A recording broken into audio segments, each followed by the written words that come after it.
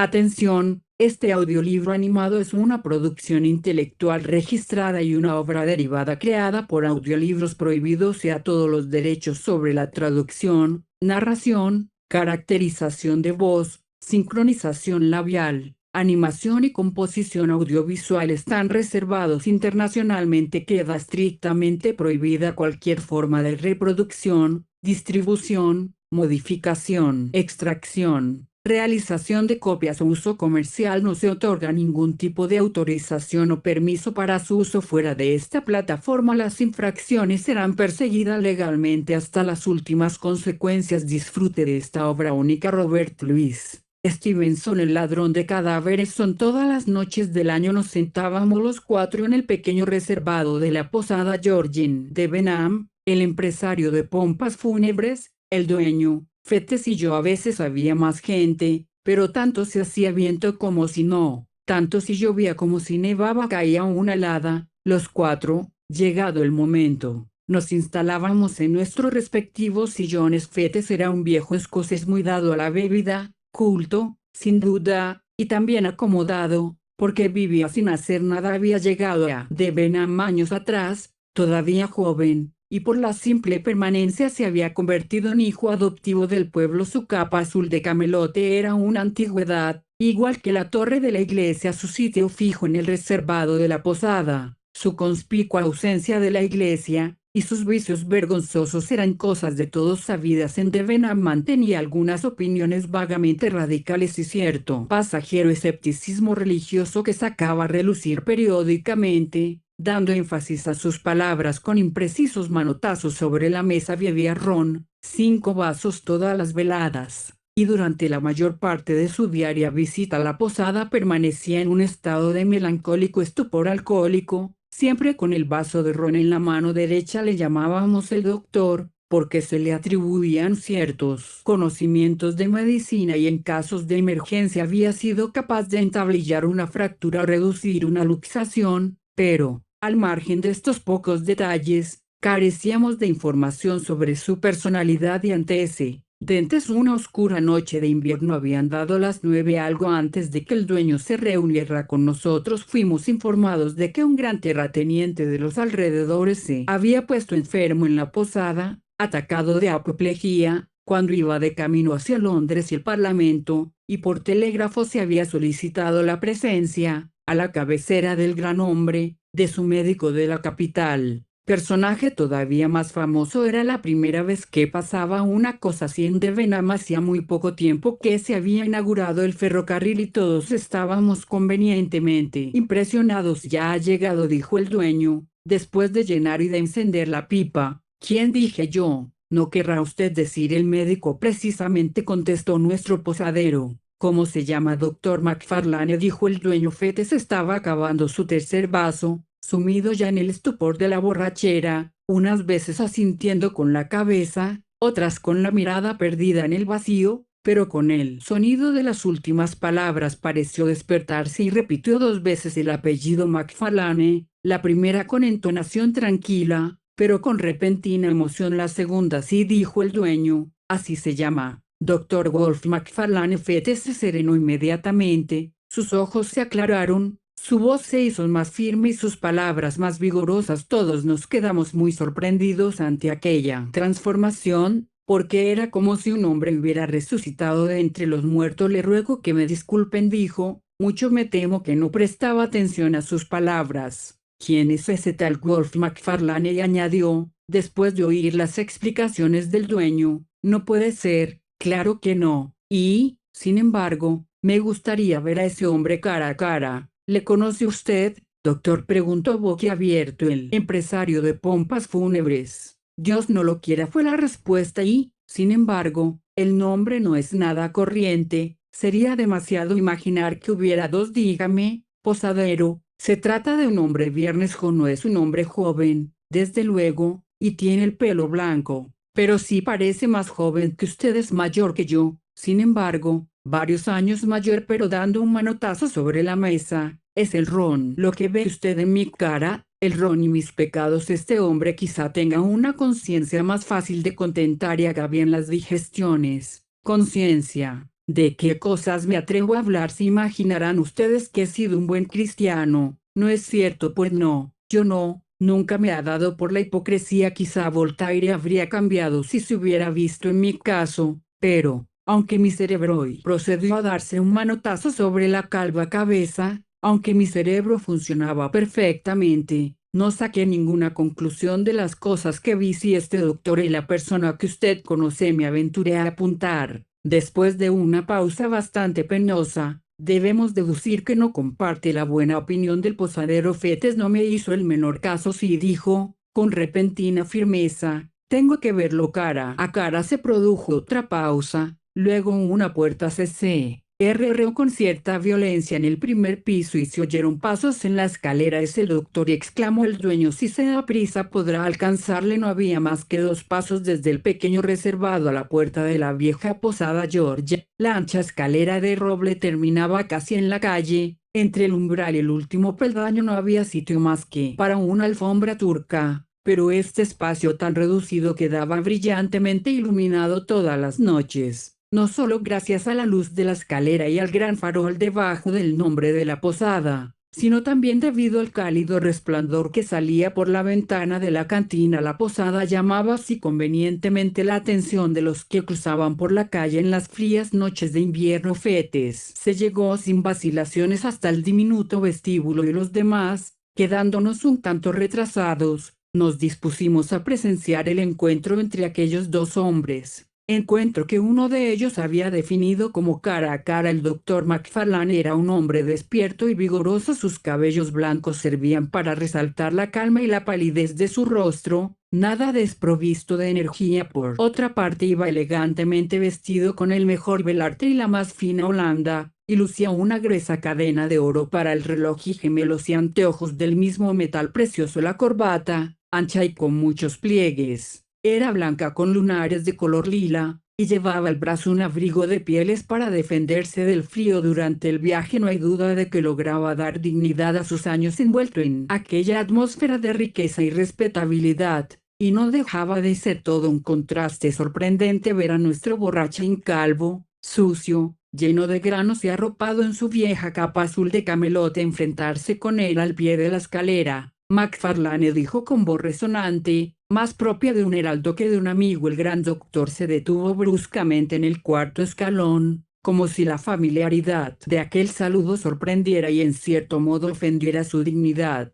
Toddy McFarlane, repitió Fetes. El londinense casi se tambaleó, lanzó una mirada rapidísima al hombre que tenía delante, volvió hacia atrás unos ojos atemorizados y luego susurró con voz llena de sorpresa, Fetes, tú. Yo, sí, dijo el otro. ¿Creías que también yo estaba muerto? No resulta tan fácil dar por terminada nuestra relación. Calla, por favor, exclamó el ilustre médico. Calla, este encuentro es tan inesperado. Ya veo que te has ofendido. Confieso que al principio casi no te había conocido, pero me alegro mucho de tener esta oportunidad. Hoy solo vamos a poder decirnos hola y hasta la vista. Me espera el Calesín y tengo que coger el tren. Pero veamos, sí, debes darme tu dirección y te aseguro que tendrás muy pronto noticias mías. Hemos de hacer algo por ti, Fetes. Mucho me temo que estás algo apurado, pero ya nos ocuparemos de eso. En recuerdo de los viejos tiempos, como solíamos cantar durante nuestras cenas. Dinero, exclamó Fetes. Dinero tuyo. El dinero que me diste estará todavía donde lo arrojé aquella noche de lluvia. Hablando, el doctor McFarlane había conseguido recobrar un cierto grado de superioridad y confianza en sí mismo, pero la desacostumbrada energía de aquella negativa lo sumió de nuevo en su primitiva confusión. Una horrible expresión atravesó por un momento sus facciones casi venerables. Mi querido amigo, dijo, haz como gustes. Nada más lejos de mi intención que ofenderte. No quisiera entrometerme, pero sí que te dejaré mi dirección. No me la des. No deseo saber cuál es el techo que te cobija, le interrumpió el otro. Oí tu nombre, temí que fueras tú. Quería saber si, después de todo, existe un Dios. Ahora ya sé que no. Sal de aquí. Pero Fete seguía en el centro de la alfombra, entre la escalera y la puerta, y para escapar, el gran médico londinense iba a verse obligado a dar un rodeo. Estaban claras sus vacilaciones ante lo que a todas luces consideraba una humillación. A pesar de su palidez, había un brillo amenazador en sus anteojos, pero, mientras seguía sin decidirse, se dio cuenta de que el cochero de su calesín contemplaba con interés desde la calle aquella escena tan poco común y advirtió también cómo le mirábamos nosotros, los del pequeño grupo del reservado, apelotonados en el rincón más próximo a la cantina. La presencia de tantos testigos le decidió a emprender la huida. Pasó pegado a la pared y luego se dirigió hacia la puerta con la velocidad de una serpiente, pero sus dificultades no habían terminado aún, porque antes de salir Fete le agarró del brazo y, de sus labios,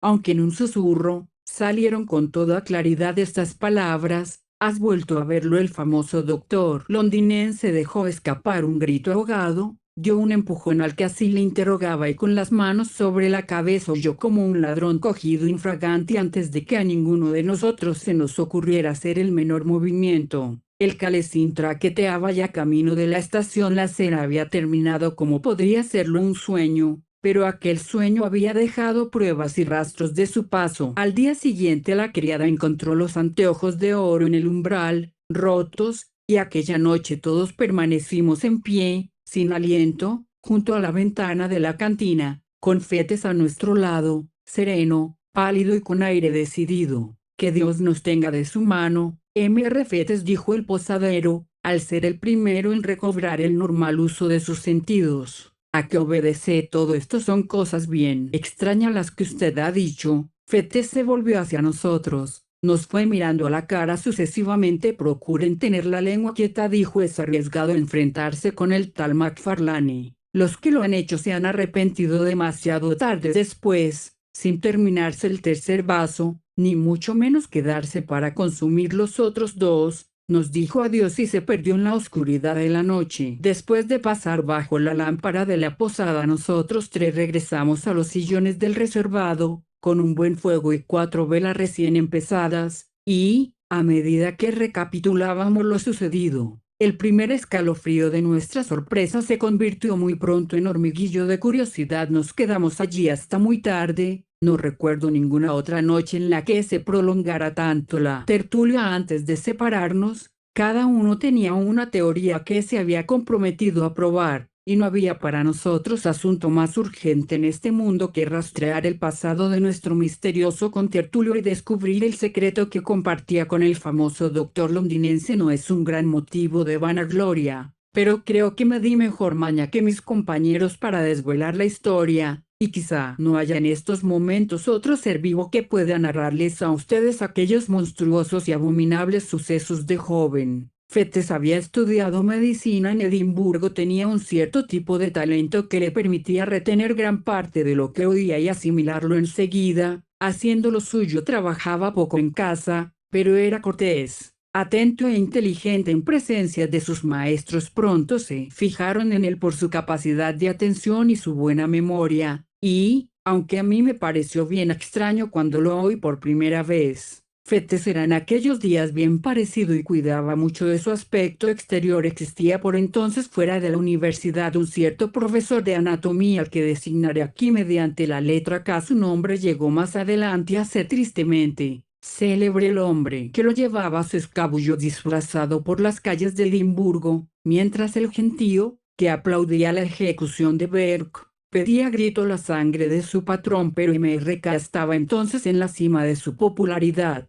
Disfrutaba de la fama debido en parte a su propio talento y habilidad, y en parte a la incompetencia de su rival, el profesor universitario. Los estudiantes, al menos, tenían absoluta fe en él, y el mismo Fetes creía, e hizo creer a otros, que había puesto los cimientos de su éxito al lograr el favor de este hombre meteóricamente famoso. MRK era un bon vivant además de un excelente profesor, y apreciaba tanto una hábil ilusión como una preparación cuidadosa en ambos campos. Fetes disfrutaba de su merecida consideración, y durante el segundo año de sus estudios recibió el encargo semioficial de segundo profesor de prácticas o subasistente en su clase. Debido a este empleo, el cuidado del anfiteatro y del aula recaía de manera particular sobre los hombros de Fetes. Era responsable de la lim pieza de los locales y del comportamiento de los otros estudiantes y también constituía parte de su deber proporcionar, recibir y dividir los diferentes cadáveres. Con vistas a esta última ocupación en aquella época, asunto muy delicado, MRK hizo que se alojase primero en el mismo callejón y más adelante en el mismo edificio donde estaban instaladas las salas de disección. Allí,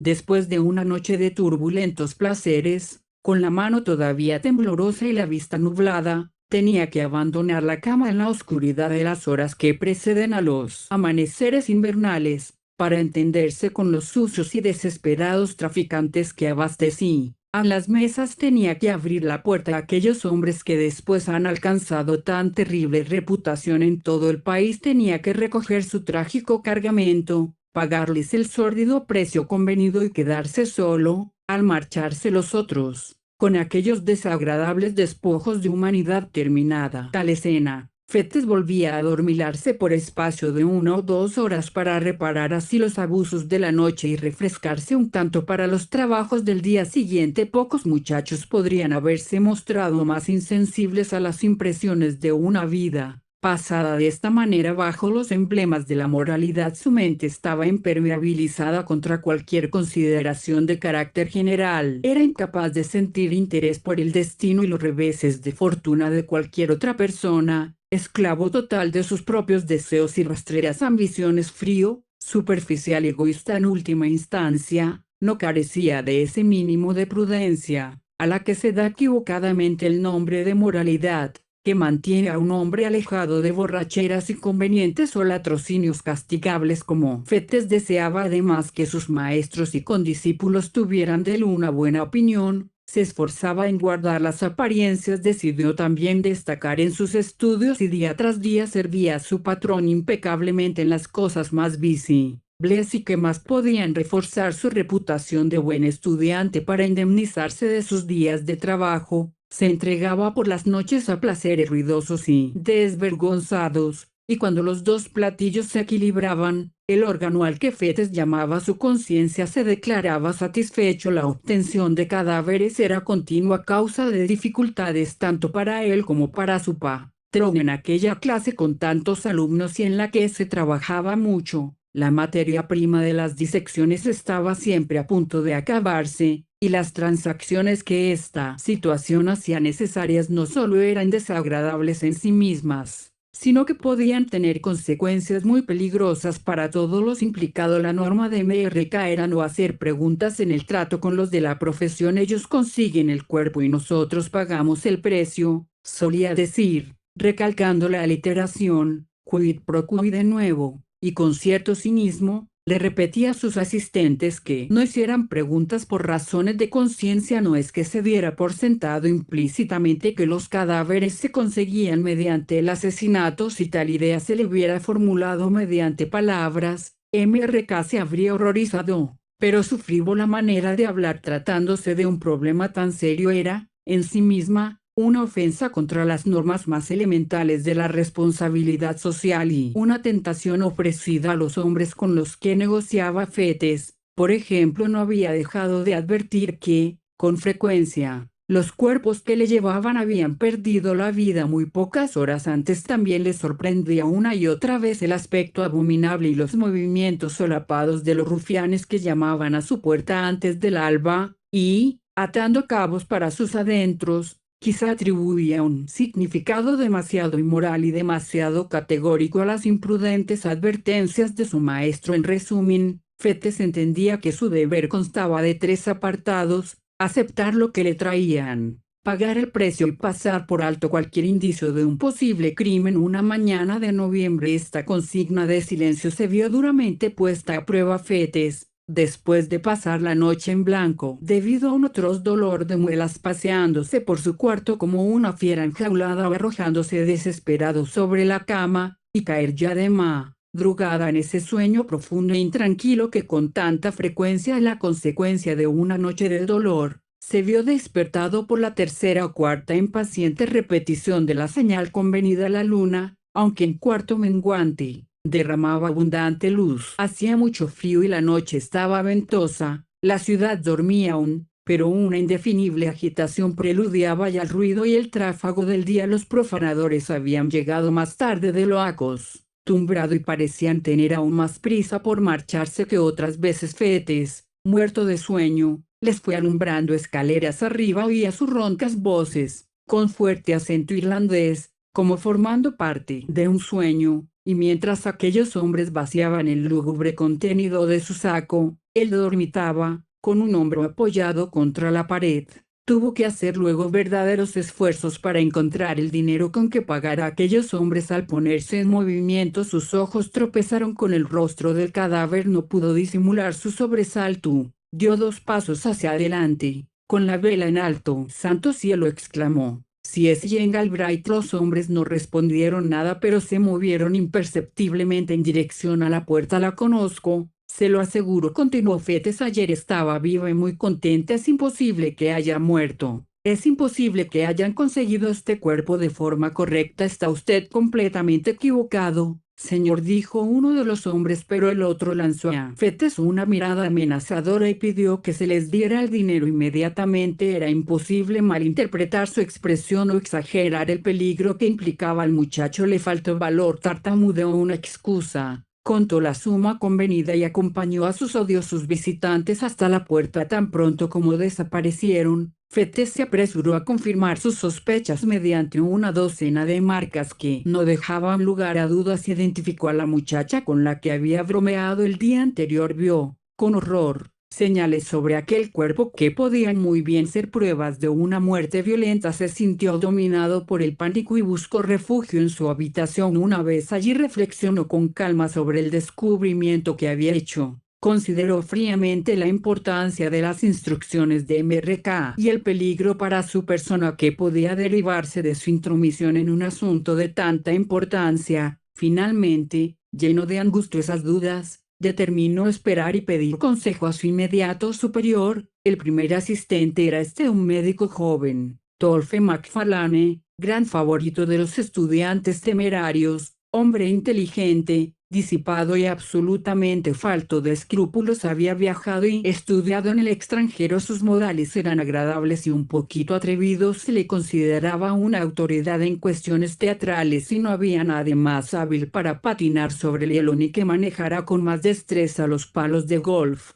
Vestía con elegante audacia y, como toque final de distinción, era propietario de un calesín y de un robusto trotón. Su relación con Fetes había llegado a ser muy íntima. De hecho, sus cargos respectivos hacían necesaria una cierta comunidad de vida, y cuando escaseaban los cadáveres, los dos se adentraban por las zonas rurales en el calesín de Macfarlane, para visitar y profanar algún cementerio poco frecuentado y, antes del alba, presentarse con su botín en la puerta de la sala de disección. Aquella mañana Macfarlane apareció un poco antes de lo que solía. Fetes le oyó, salió a recibirle a la escalera, le contó su historia y terminó mostrándole la causa de su alarma. Macfarlane examinó las señales que presentaba el cadáver y dijo con una inclinación de cabeza: «Parece sospechoso». «¿Qué te parece que debo hacer?», preguntó Fetes. «Hacer», repitió el otro. «Es que quieres hacer algo. Cuanto menos se diga, antes se arreglará, diría yo. Quizá la reconozca alguna otra persona», objetó Fetes. «Era tan conocida como el Castle Rock». «Esperemos que no», dijo Macfarlane. «Y si alguien lo hace, bien, tú no la reconociste, ¿comprendes?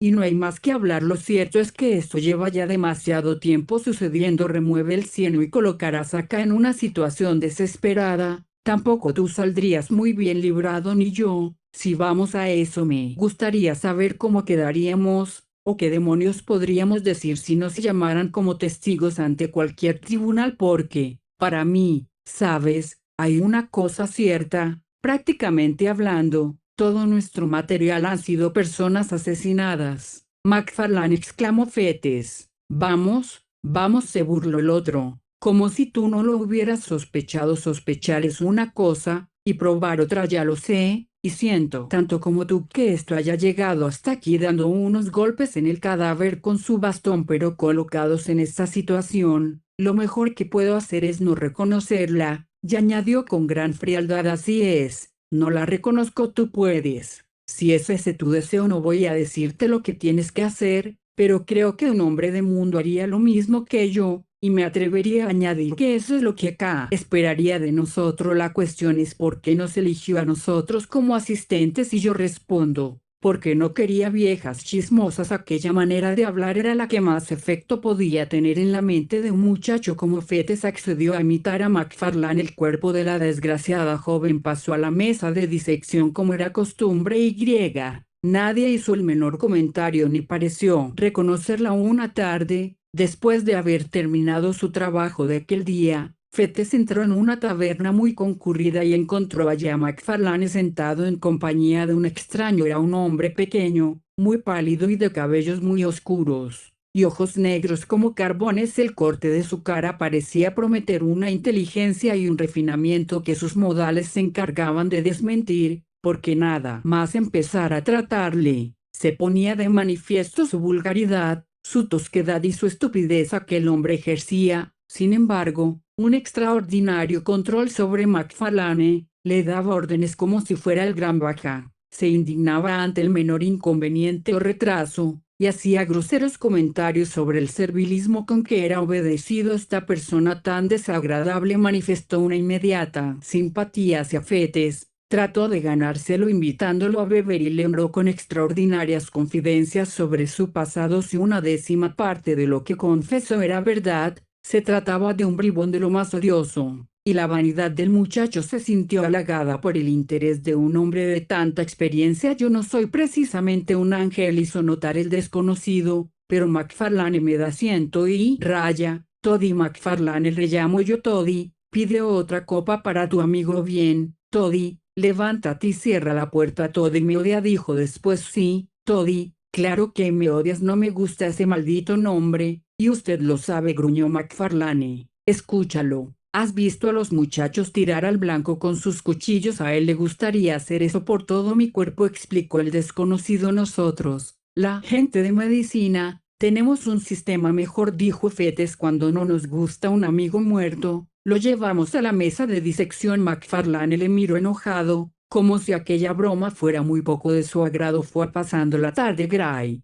porque tal era el nombre del desconocido, invitó a Fettes a cenar con ellos, encargando un festín tan suntuoso que la taberna entera tuvo que movilizarse, y cuando terminó le mandó a McFarlane que pagara la cuenta. Se separaron ya de madrugada. El tal Gray estaba completamente borracho. McFarlane, sereno sobre todo a causa de la indignación, reflexionaba sobre el dinero que se había visto obligado a malgastar y las humillaciones que había tenido que soportar. Fettes, con diferentes licores cantándole dentro de la cabeza, volvió a su casa con pasos inciertos y la mente totalmente en blanco. El día siguiente McFarlane faltó a clase y Fettes sonrió para sus adentros al imaginárselo todavía acompañando al insoportable Gray de taberna en taberna. Tan pronto como quedó libre de sus obligaciones, se puso a buscar por todas partes a sus compañeros de la noche anterior, pero no consiguió encontrarlos en ningún sitio, de manera que Volúmenes vio pronto a su habitación, se acostó enseguida, y durmió el sueño de los justos. A las 4 de la mañana le despertó la señal acostumbrada al bajar a abrir la puerta. Grande fue su asombro cuando descubrió a McFarlane con su calesín y dentro del vehículo uno de aquellos horrendos bultos alargados que tan bien conocía. ¿Cómo?, exclamó. ¿Has salido tú solo? ¿Cómo te las has apañado? Pero McFarlane le hizo callar bruscamente, pidiéndole que se ocupara del asunto que tenían entre manos. Después de subir el cuerpo y de depositarlo sobre la mesa, McFarlane hizo primero un gesto como de marcharse, después se detuvo y pareció dudar. Será mejor que le vea la cara, dijo después lentamente, como si le costara cierto trabajo hablar. Será mejor, repitió, al ver que Fettes se le quedaba mirando, lleno de asombro. ¿Pero dónde, cómo y cuándo ha llegado a tus manos?, exclamó el otro. Mírale la cara, fue la única respuesta. Fettes titubeó, le asaltaron extrañas dudas. Contempló al joven médico y después el cuervo. Luego volvió otra vez la vista hacia McFarlane. Finalmente, dando un respingo, hizo lo que se le pedía. Casi estaba esperando el espectáculo que se tropezaron sus ojos, pero de todas formas el impacto fue violento. Ver, inmovilizado por la rigidez de la muerte y desnudo sobre el vasto tejido de arpillera, al hombre del que se había separado dejándolo bien vestido y con el estómago satisfecho en el umbral de una taberna, despertó, hasta en el atolondrado fetes, algunos de los terrores de la conciencia al que dos personas que había conocido hubieran terminado sobre las heladas mesas de disección. Era un Krusty que iba repitiéndose por su almanecos sucesivos. Con todo, aquellas eran solo preocupaciones secundarias. Lo que más le importaba era Wolf, falto de preparación para enfrentarse con un desafío de tanta importancia. Fetes no sabía cómo mirar a la cara a su compañero, no se atrevía a cruzar la vista con él y le faltaban tanto las palabras como la voz con que pronunciarlas. Fue McFarlane mismo quien dio el primer paso, se acercó tranquilamente por detrás y puso una mano, con suavidad pero con firmeza, sobre el hombro del otro. Richardson dijo: puede quedarse con la cabeza. Richardson era un estudiante que desde tiempo atrás se venía mostrando muy deseoso de poner de esa porción del cuerpo humano para sus prácticas de disección. No recibió ninguna respuesta, y el asesino continuó, hablando de negocios: debes pagarme, tus cuentas tienen que cuadrar. Como el lógico Fetes encontró una voz que no era más que una sombra de la suya. Pagarte, exclamó. Pagarte por eso, naturalmente. No tienes más remedio que hacerlo desde cualquier punto de vista que lo consideres, insistió el otro. Yo no me atrevería a darlo gratis, ni tú a aceptarlo sin pagar. Nos comprometería a los dos. Este es otro caso como el de Jane Galbraith. Cuantos más cabos sueltos, más razones para actuar como si todo estuviera en perfecto orden. ¿Dónde guarda su dinero el viejo Calle?, contestó Fetes con voz ronca, señalando al armario del rincón. Entonces, dame la llave, dijo el otro calmosamente, extendiendo la mano. Después de un momento de vacilación, la suerte quedó decidida. McFarlane no pudo suprimir un estremecimiento nervioso, manifestación insignificante de un inmenso alivio. Al sentir la llave entre los dedos, abrió el armario, sacó pluma, tinta y el libro diario que descansaban sobre una de las baldas, y del dinero que había en un cajón tomó la suma adecuada para el caso. Ahora, mira, dijo McFarlane, ya se ha hecho el pago, primera prueba de tu buena fe, primer escalón hacia la seguridad, pero todavía tienes que asegurarlo con un segundo paso. Anota el pago en el diario y estarás ya en condiciones de hacer frente al mismo demonio. Durante los pocos segundos que siguieron, la mente de Fetes fue un torbellino de ideas, pero al contrastar sus terrores, terminó triunfando el más inmediato. Cualquier dificultad le pareció casi insignificante comparada con una confrontación con McFarlane. En aquel momento dejó la vela que había sostenido todo aquel tiempo y con mano segura anotó la fecha, la naturaleza y el importe de la transacción. Y ahora, dijo McFarlane, es de justicia que te quedes con el dinero. Yo he cobrado ya mi parte. Por cierto, cuando un hombre de mundo tiene suerte y se encuentra en el bolsillo con unos cuantos chelines extra, me da vergüenza hablar de ello, pero hay una regla de conducta para esos casos: no hay que dedicarse a invitar, ni a comprar libros caros para las clases, ni a pagar viejas deudas. Hay que pedir prestado en lugar de prestar. McFarlane, empezó Fetes, con voz todavía un poco ronca, me he puesto el nudo alrededor del cuello por complacerte. Por complacerme, exclamó Wolf. Vamos, vamos, por lo que a mí se me alcanza, no has hecho más que lo que estabas obligado a hacer en defensa propia. Supongamos que yo tuviera dificultades. ¿Qué sería de ti? Este segundo accidente sin importancia procede sin duda alguna del primero. M.R. Gray. La continuación de Miss Galbraith. No es posible empezar y pararse luego. Si empiezas, tienes que seguir adelante. Esa es la verdad. Los malvados nunca encuentran descanso. Una horrible sensación de oscuridad y una clara conciencia de la perfidia del destino se apoderaron del alma del infeliz estudiante. Dios mío, exclamó. ¿Qué es lo que he hecho y cuándo puede decirse que haya empezado todo esto? ¿Qué hay de malo en que a uno lo nombren asistente? Service quería ese puesto. Service podía haberlo conseguido. ¿Se encontraría él en la situación en la que yo me encuentro ahora? Mi querido amigo, dijo McFarlane, qué ingenuidad la tuya. ¿Es que acaso te ha pasado algo malo? ¿Es que puede pasarte algo malo si tiene la lengua quieta? ¿Es que todavía no te has enterado de lo que es la vida? Hay dos categorías de personas, los leones y los corderos. Si eres un cordero, terminarás sobre una de esas mesas como Gray o Jane Galbraith. Si eres un león, seguirás vivo y tendrás un caballo como tengo yo, como lo tiene K. Como todas las personas con inteligencia o con valor, al principio se titubea, pero mira acá, mi querido amigo, Eres inteligente, tienes valor, yo te aprecio y K también te aprecia. Has nacido para ir a la cabeza, dirigiendo la cacería, y yo te aseguro, por mi honor y mi experiencia de la vida, que dentro de 3 días te reirás de estos espantapájaros tanto como un colegial que presencia una farsa. Y con esto McFarlane se despidió y abandonó el callejón con su calesín para ir a recogerse antes del alba. Fetes se quedó solo con los remordimientos, vio los peligros que le amenazaban, vio, con indecible horror, el pozo sin fondo de su debilidad,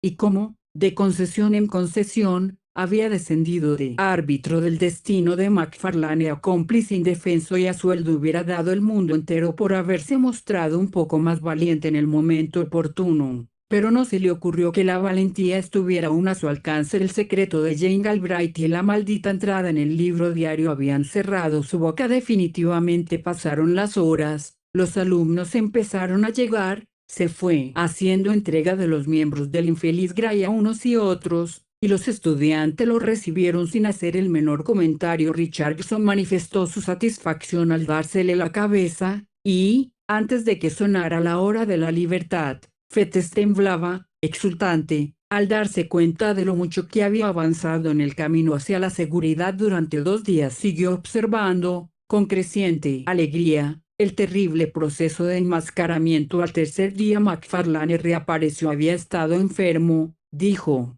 pero compensó el tiempo perdido con la energía que desplegó dirigiendo a los estudiantes. Consagró su ayuda y sus consejos a Richardson de manera especial, y el alumno, animado por los elogios del asistente, trabajó muy deprisa, lleno de esperanzas. Viéndose dueño ya de la medalla, la aplicación antes de que terminara la semana se había cumplido la profecía de McFarlane. Fettes había sobrevivido a sus terrores y olvidado su bajeza. Empezó a adornarse con las plumas de su valor y logró reconstruir la historia de tal manera que podía rememorar aquellos sucesos con malsano orgullo. A su cómplice lo veía poco. Se encontraban en las clases, por supuesto, también recibían juntos las órdenes de MRK. A veces intercambiaban una o dos palabras en privado y McFarlane se mostraba de principio a fin particularmente amable y jovial, pero estaba claro que evitaba cualquier referencia a su común secreto. E incluso cuando Fettes susurraba que había decidido unir su suerte a la de los leones y rechazar la de los corderos,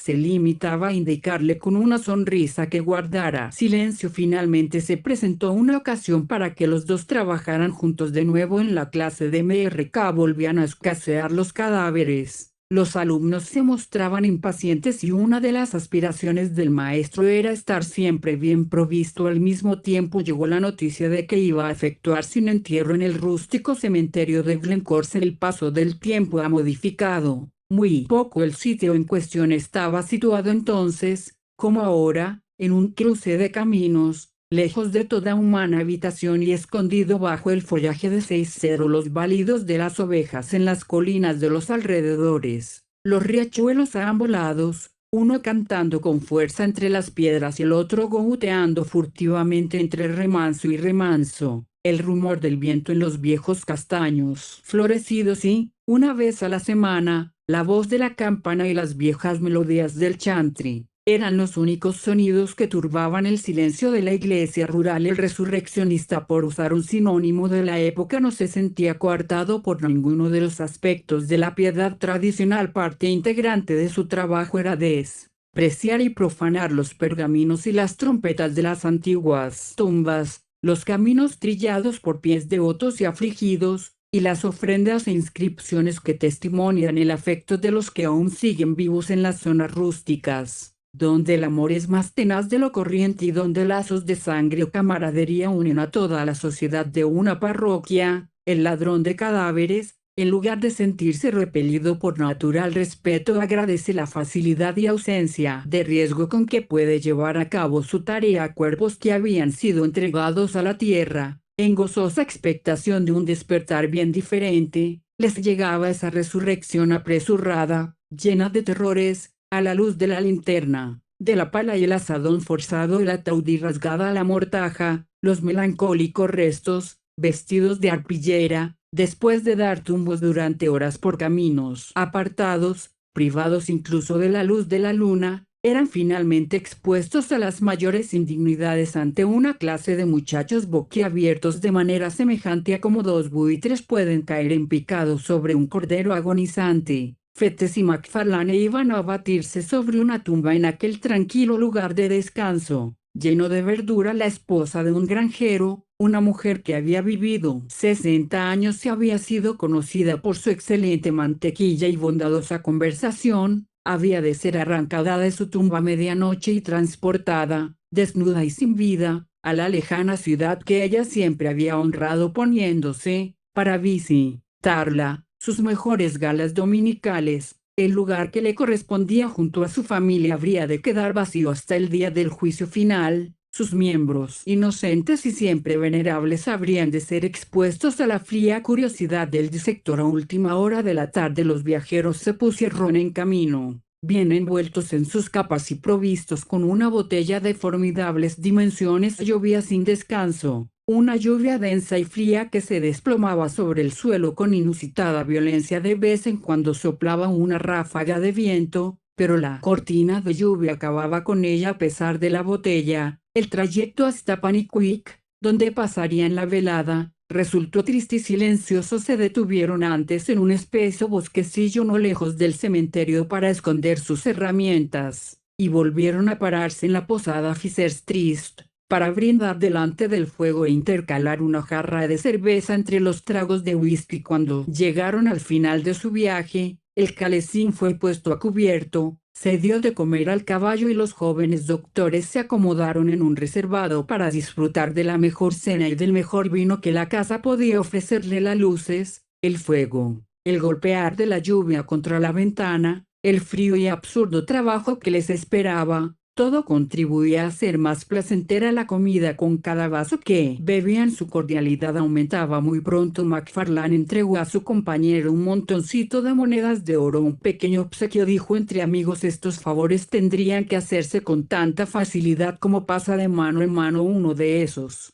fósforos largos para encender la pipa. Fettes se guardó el dinero y aplaudió con gran vigor el sentir de su colega. Eres un verdadero filósofo, exclamó. Yo no era más que un ignorante hasta que te conocí. Tú y K. Por Belcebú, que entre los dos haréis de mí un hombre. Por supuesto que sí, asintió MacFarlane, aunque sí he de serte franco, se necesitaba un hombre para respaldarme. El otro día hay algunos cobardes de 40 años, muy corpulentos y pendencieros, que se hubieran puesto enfermos al ver el cadáver, pero tú no perdiste la cabeza. Te estuve observando. ¿Y por qué tenía que haberla perdido?, presumió Fettes. No era asunto mío. Hablar no me hubiera producido más que molestias, mientras que si callaba podía contar con tu gratitud, ¿no es cierto? Y golpeó el bolsillo con la mano, haciendo sonar las monedas de oro. MacFarlane sintió una punzada de alarma ante aquellas desagradables palabras. Puede que lamentara la eficacia de sus enseñanzas en el comportamiento de su joven colaborador,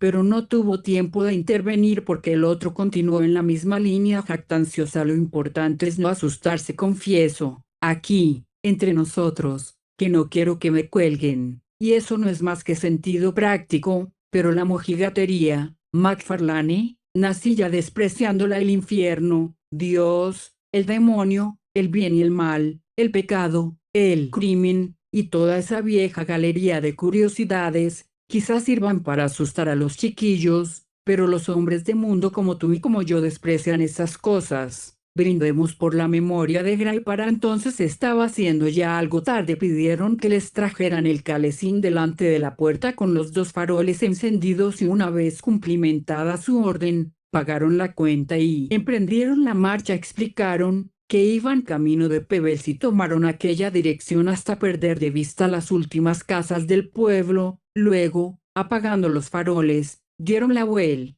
y siguieron un atajo que les devolvía a Glencorse. No había otro ruido que el de su carruaje y el incesante y estridente caer de la lluvia. Estaba oscuro como boca de lobo. Aquí y allí un portillo blanco o una piedra del mismo color en algún muro les guiaba por unos momentos, pero casi siempre tenían que avanzar al paso y casi a tientas mientras atravesaban aquella ruinosa 2. A oscuridad en dirección hacia su solemne y aislado punto de destino en la zona de bosques tupidos que rodea el cementerio. La oscuridad se hizo total y no tuvieron más solución que volver a encender uno de los faroles del Calesín. De esta manera, bajo los árboles goteantes y rodeados de grandes sombras que se movían continuamente, llegaron al escenario de sus impíos trabajos. Los dos eran expertos en aquel asunto y muy eficaces con la pala. Y cuando apenas llevaban 20 minutos de tarea se vieron recompensados con el sordo retumbar de sus herramientas sobre la tapa del ataúd. Al mismo tiempo, McFarlane, al hacerse daño en la mano con una piedra, la tiró hacia atrás por encima de su cabeza sin mirar la tumba, en la que, cavando, habían llegado a hundirse ya casi hasta los hombros.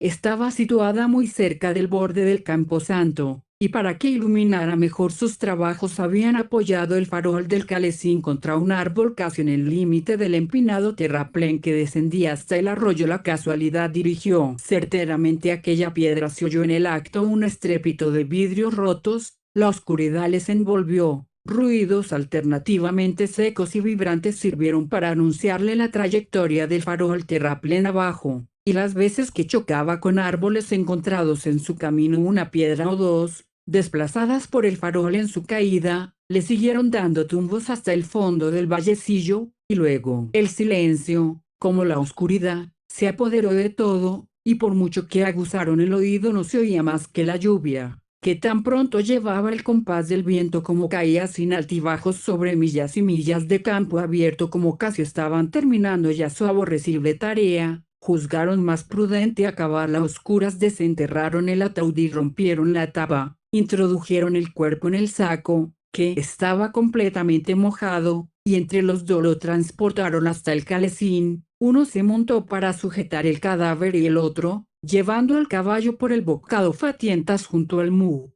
y entre los árboles hasta llegar a un camino más ancho cerca de la posada Fisher-Trist, celebraron el débil y difuso resplandor que allí había como si de la luz del sol se tratara. Con su ayuda consiguieron poner el caballo a buen paso y empezaron a traquetear alegremente camino de la ciudad. Los dos se habían mojado hasta los huesos durante sus operaciones y ahora, al saltar el Calesín entre los profundos surcos de la senda, el objeto que sujetaban entre los dos caía con todo su peso primero sobre uno y luego sobre el otro. A cada repetición del horrible contacto ambos rechazaban instintivamente el cadáver con más violencia, y aunque los tumbos del vehículo bastaban para explicar aquellos contactos, su repetición terminó por afectar a los dos compañeros. McFarlane hizo un chiste de mal gusto sobre la mujer del granjero que brotó ya sin fuerza de sus labios y que Fettes dejó pasar en silencio, pero su extraña carga seguía chocando a un lado y a otro. Tan pronto la cabeza se recostaba confianzudamente sobre un hombro como un trozo de empapada arpillera aleteaba gélidamente delante de su rostro. Fettes empezó a sentir frío en el alma al contemplar el bulto. Tenía la impresión de que hubiera aumentado de tamaño por todas partes, cerca del camino y también a lo lejos. Los perros de las granjas acompañaban su paso con trágicos aullidos, y el muchacho se fue convenciendo más y más de que algún inconcebible milagro había tenido lugar, que en aquel cuerpo muerto se había producido algún cambio misterioso y que los perros aullaban debido al miedo que les inspiraba su terrible carga. Por el amor de Dios, dijo, haciendo un gran esfuerzo para conseguir hablar, por el amor de Dios, encendamos una luz. McFarlane, al parecer, se veía afectado por los acontecimientos de manera muy similar y, aunque no dio respuesta alguna, detuvo el caballo, entregó las riendas a su compañero, se apeó y procedió a encender el farol que les quedaba. No habían llegado para entonces más allá del cruce de caminos que conduce a Auchenklin y la lluvia seguía cayendo como si fuera a repetirse el diluvio universal, y no era nada fácil encender fuego en aquel mundo de oscuridad y de agua. Cuando por fin la vacilante llama azul fue traspasada a la mecha y empezó a ensancharse y hacerse más luminosa, creando un amplio círculo de imprecisa claridad alrededor del Calesín, los dos jóvenes fueron capaces de verse el uno al otro y también el objeto que acarreaban. La lluvia había ido amoldando la arpillera al contorno del cuerpo que cubría, de manera que la cabeza se distinguía perfectamente del tronco, y los hombros se recortaban con toda claridad. Algo a la vez espectral y humano les obligaba a mantener los ojos fijos en aquel horrible compañero de viaje durante algún tiempo. McFarlane permaneció inmóvil, sujetando el farol. Un horror inexpresable envolvía el cuerpo de Fettes como una sábana humedecida, crispando al mismo tiempo sus lívidas facciones. Un miedo que no tenía sentido, un horror a lo que no podía ser, se iba apoderando de su cerebro. Un segundo más y hubiera hablado, pero su compañero se le adelantó. «Esto no es una mujer», dijo McFarlane con voz que no era más que un susurro. «Era una mujer cuando la subimos al calesín», respondió Fettes. «Sostén el farol», dijo el otro. «Tengo que verle la cara». Mientras Fettes mantenía en alto el farol, su compañero desató el saco y dejó la cabeza al descubierto. La luz iluminó con toda claridad las bien moldeadas facciones y afeitadas mejillas de un rostro demasiado familiar, que ambos jóvenes habían contemplado con frecuencia en sus sueños. Un violento alarido rasgó la noche, ambos a una saltaron del coche, el farol cayó y se rompió, apagándose, y el caballo, aterrado por toda aquella agitación tan fuera de lo corriente, se encabritó y salió disparado hacia Edimburgo todo galope, llevando consigo, como único ocupante del calesín, el cuerpo de aquel Gray con el que los estudiantes de anatomía hicieran prácticas de disección meses atrás. Atención. Este audiolibro animado es una producción intelectual registrada y una obra derivada creada por Audiolibros Prohibidos y a todos los derechos sobre la traducción, narración, caracterización de voz,